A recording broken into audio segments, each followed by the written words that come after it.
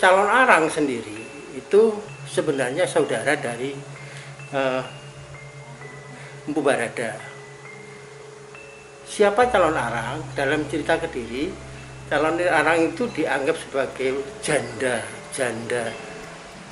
yang memiliki kesaktian yang luar biasa, yang pada waktu itu karena dia pemuja Kali, pemuja Durga, pemuja dari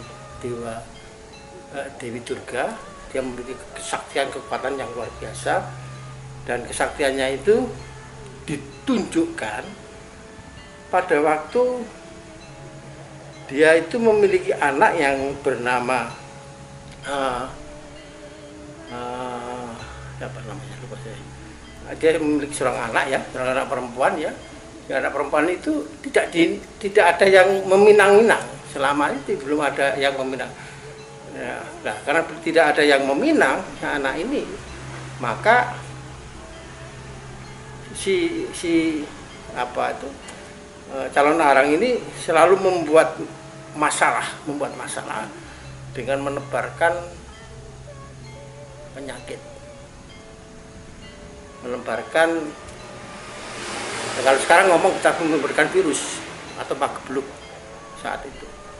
Nah, pagebluk itu yang menyebabkan masyarakat Kediri itu, terutama masyarakat daerah Kerajaan Daha, Girah, Lurah, itu banyak yang sakit dan meninggal. Nah, akibat dari pagebluk yang dibuat oleh calon arang ini, kemudian Airlangga memerintahkan Empu Barada untuk mengatasi masalah yang ada ini. Yang akhirnya Empu Barada mengirimkan seorang muridnya untuk melamar putri dari calon arang ini, dan akhirnya lamaran itu bisa diterima karena kesaktian dari muridnya Empu Barada ini juga. Setelah itu diadakan pesta pernikahan. Jadi pernikahan ini yang akhirnya lamanya pesta pernikahan itu 7 hari 7 malam. Pada waktu pesta pernikahan ini berlangsung, kitab dari calon arang yang dipakai sebagai alat untuk menebarkan bencana ini diambil, dan karena calon arang tidak memiliki kekuatan kitab itu, maka dianggap tidak memiliki kekuatan, maka dapat dikalahkan. Ini akhir dari cerita calon arang yang versi Jawa, versi Kediri. Jadi calon arang itu dianggap sebagai penebar wabah di masyarakat Gurah atau masyarakat Kediri.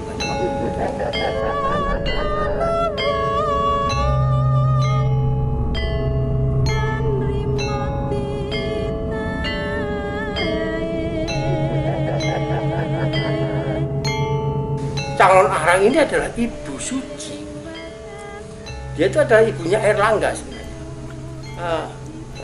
Pada waktu itu sebenarnya calon arang ini menjadi salah satu kelompok kekuatan yang membantu dari Empu Sindok dalam mendirikan memindahkan kerajaan dari Jawa Tengah ke Jawa Timur. Di atas bantuan dari Rangda atau calon arang ini, maka terwujudlah kerajaan dari Empu Sindok, perpindahan kekuasaan dari Jawa Tengah ke Jawa Timur. Nah, di Bali dari Empu Sindok ini sebenarnya sudah ada kesepakatan dengan Rangda atau calon arang, nanti sepeninggal dari Empu Sindok yang menjadi penguasa di Kediri itu adalah Ratna Menggali. Ya, tadi anak dari calon arang namanya Ratna Menggali. Nah, tapi Ratna Menggali ini ternyata tidak jadi. Maka terjadilah konflik antara Empu Sindok sendiri dengan calon arang. Nah, kalau kita melihat sebenarnya di sini, mengapa Ratna Menggali tidak bisa menjadi penguasa di di Wangsa Isana, di kerajaan Kauripan pada waktu itu. Karena Jawa itu sistemnya patrilineal. Sedangkan di Bali, calon arang atau rangda ini adalah raja dari Bali pada waktu itu. Nah, bisa menempatkan anak perempuannya yang bernama Ratna Menggali menjadi penguasa, tetapi akibat konflik itu justru yang menjadi raja atau penguasa di Kediri adalah Airlangga. Nah, konflik inilah yang kemudian mendiskreditkan posisi atau dikriminalisasi posisi dari calon arang itu sendiri. Jadi bagi masyarakat Bali, calon arang ini adalah tokoh perempuan yang luar biasa. Karena sistem kemasyarakatan patrilineal maupun matrilineal inilah yang menyebabkan di Jawa itu tidak ada raja yang dari perempuan. Raja perempuan itu tidak bisa. Maka walaupun belum ada raja laki-laki, perempuan itu hanya sebagai ibu suri atau sebagai ratu pendamping, tidak bisa raja.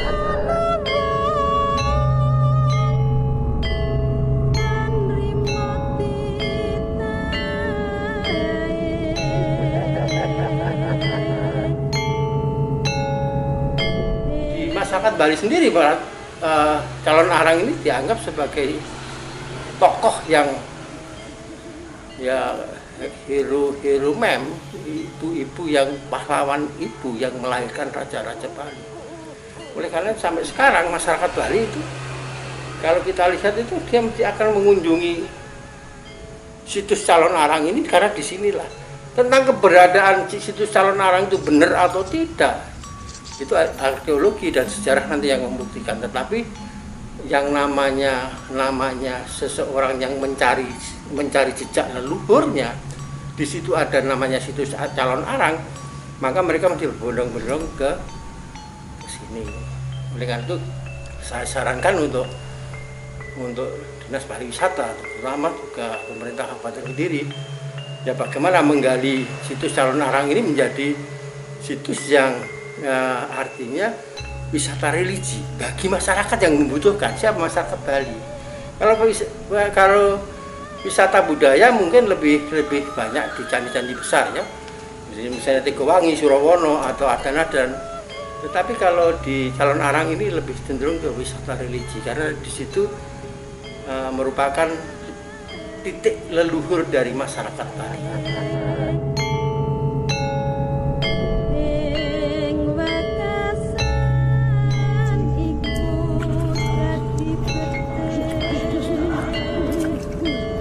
Kalau berbicara wabah itu sebenarnya kita sudah sering kali menghadapi itu sejak zaman prasejarah, di mana lenyapnya beberapa spesies yang ada di muka bumi. Ini juga karena wabah. Kita lihat pada zaman dino, sekarang sudah kita nggak mengenal. Pada zaman masa kolonial ada wabah tipes kolera, berapa juta, berapa ribu manusia yang meninggal karena wabah itu. Nah, jadi kalau saya berbicara virus ini, wabah yang sekarang melanda ini, oke lah, mungkin ini salah satu kesalahan dari manusia yang tidak seimbang kehidupannya dengan kehidupan alam. Salah satu itu juga mungkin bisa dianonimkan. Kalau seandainya Ratna Menggali menjadi raja di Jawa, tentunya ini akan menimbulkan konflik yang luar biasa, maka harus dikorbankan. Jadi akibat itu muncullah wabah yang dibuat oleh calon arang. Kalau sekarang ini munculnya wabah ini juga, saya yakin tidak jauh ini juga perbuatan manusia yang salah di dalam melakukan pengelolaan lingkungan maupun pengelolaan ketidakseimbangan antara manusia ini dengan lingkungan yang menyebabkan munculnya wabah. Dan saya yakinnya masalah pagebluk ini nanti akan terselesaikan dengan apabila kita itu mengikuti aturan-aturan yang diterapkan oleh pemerintah. Contoh saja pada waktu munculnya pagebluk dulu kan sering isu loro bengi mati, bengi loro isu mati.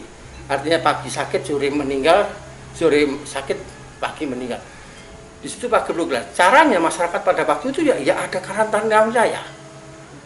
Jadi ada karantina wilayah, ya benar-benar wilayah itu ditutup. Yang boleh keluar pada waktu itu hanya pamong saja, hanya penguasa saja.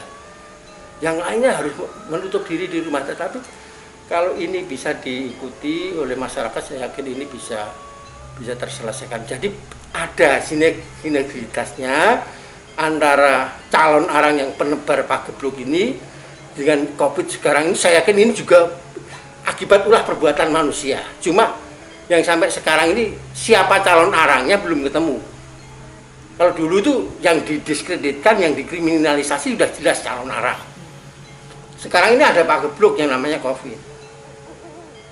Siapa yang pembuat pagebluk, siapa yang menjadi calon arangnya ini belum ketemu.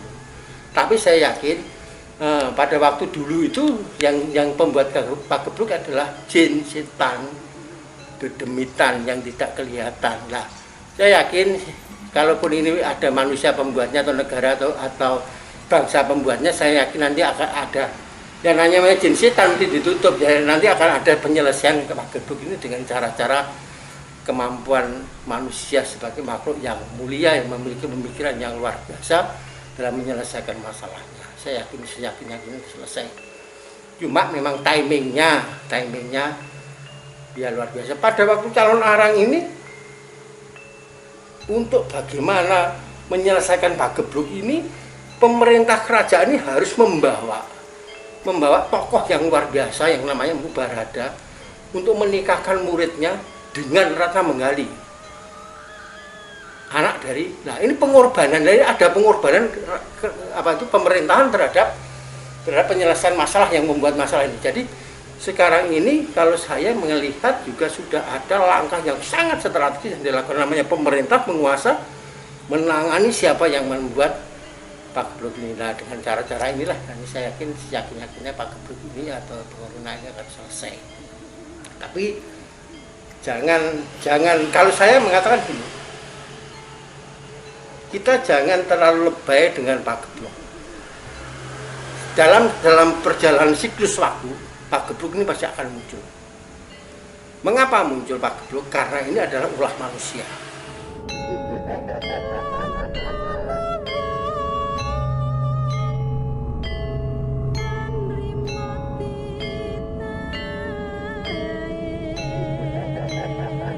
Kita mau mengatakan sekarang itu ada COVID, sekarang ada corona, kita percaya yakin itu, walaupun ini dimitos segala macam dengan caranya. Saya yakinnya mitologi itu menjadi kepercayaan, menjadi keyakinan, dan kita memiliki keyakinan untuk mengatasinya. Iya.